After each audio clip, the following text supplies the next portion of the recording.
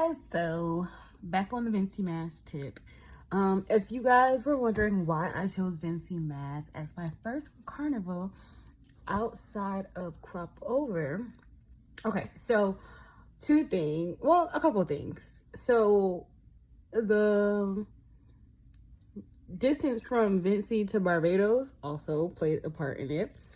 And also it just seems like Vincy Mass still has that cultural aspect to it as the forefront of their carnival. And you can correct me if I'm wrong if you're from St. Vincent.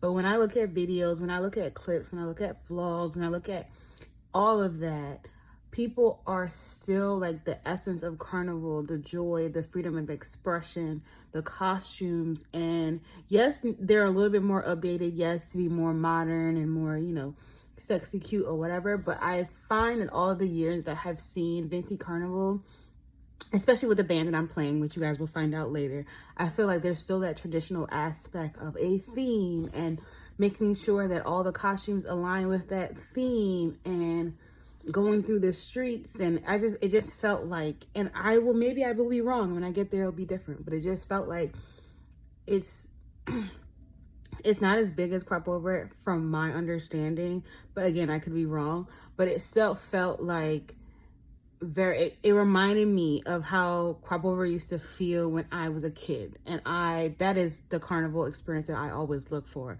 I want to feel like I'm having a good time. I want to feel like I'm being culturally introduced to things, all of that. So that is pretty much the main reason why I chose Vincy Carnival.